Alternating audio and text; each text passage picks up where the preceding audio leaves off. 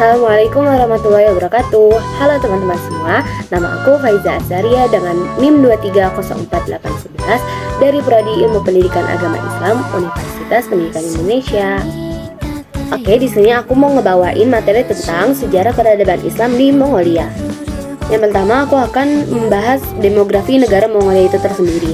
Mongolia dengan populasi sekitar 10 juta penduduk tinggal di wilayah geografi yang menghubungkan Asia Timur, Siberia, dan Asia Tengah. Mongolia juga merupakan negara yang memiliki relatif penduduk yang lebih rendah, tetapi memiliki tingkat urbanisasi yang relatif tinggi di antara negara-negara berkembang. Kepadatan penduduk dan pola kehidupan di Mongolia telah dipengaruhi oleh beberapa faktor, yaitu faktor alam, geografi, sosioekonomi, dan sejarah. Pada tahun 1920, Mongolia sangat tergantung pada peternakan di daerah pedesaan.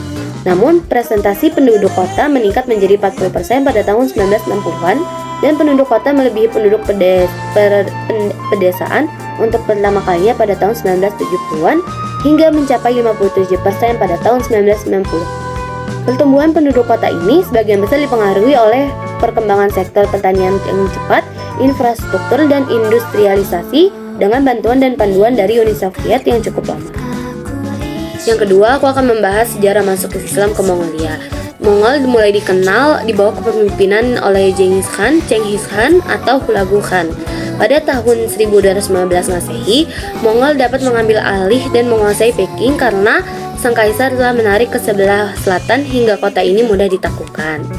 Bangsa Mongol di bawah pimpinan Genghis Khan juga pernah menjalin hubungan politik dengan dinasti Abbasiyah, yaitu khalifah di Baghdad. Nah, kemerosotan dan kehancuran Abbasiyah di bawah kepemimpinan Khalifah Al-Mu'tasim yang merupakan awal dari runtuhnya dunia Islam terjadi dalam siklus sebab akibat yang sama seperti yang diamati oleh dinasti-dinasti sebelumnya. Saat itu Mongolia menyerang Baghdad di bawah kekuasaan Genghis Khan.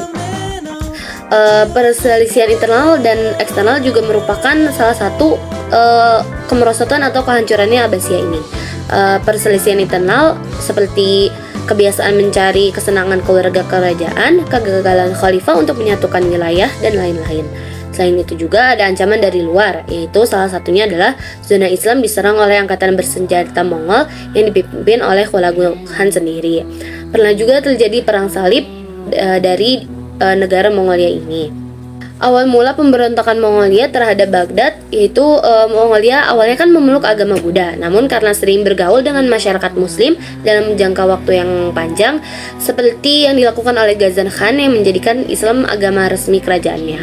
Walaupun sebelumnya sama, ia juga beragama Buddha. Rupanya ia telah mempelajari ajaran agama-agama sebelum menetapkan keislamannya. Dan yang lebih mendorongnya masuk Islam ialah pengaruh dari seorang menterinya, yaitu Rashiduddin. Mongolia masuk ke Islam dimulai pada tahun 1217 dan berlanjut hingga 1305. Mongol setelah menguasai utara dan timur Iran akhirnya menganut Islam sebagai agama mereka. Perubahan konvert dalam kekaisaran Mongol menjadi kerajaan Islam membantu proses penyatuan negara-negara Islam ke dalam kekaisaran mereka. Mongol pun menggunakan bahasa Persia dan Turki sebagai bahasa mereka dan membangun kota-kota Iran yang mereka hancurkan. Yang ketiga, aku akan membahas tokoh-tokoh Islam di Mongolia. Yang pertama ada Genghis Khan, kedua Ugedeyi Khan, ketiga Guyuk Khan, keempat ada Guyuk Khan, yang kelima ada Mongke Khan, keenam ada Kublai Khan, ketujuh ada Temur Khan, ke-8 ada Uyur Barwada Khan, ke-9 ada Shi Debala Khan, dan yang terakhir ada Yesun Temur Khan. Nah, itulah merupakan sekilas dari sejarah peradaban Islam di Mongol. Kekaisaran Mongol ini berlangsung dari 1206 hingga 1368 Masehi. Kekaisaran ini merupakan kekaisaran yang luas dan kuat yang meliputi sebagian besar dari bagian dunia yang diketahui. Didirikan oleh Hulagu Khan, kekaisaran ini dikenal sebagai budaya nomaden dan kemampuan untuk beradaptasi dengan berbagai lingkungan.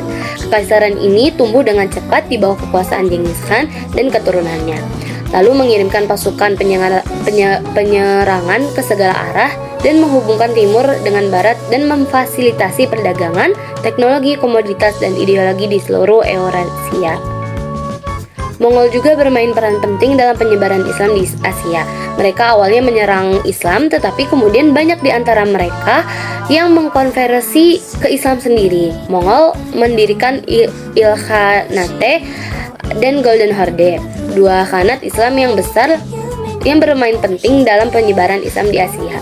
Mereka juga mendukung perkembangan ilmu pengetahuan Islam, seni, dan arsitektur di wilayah yang mereka kuasai.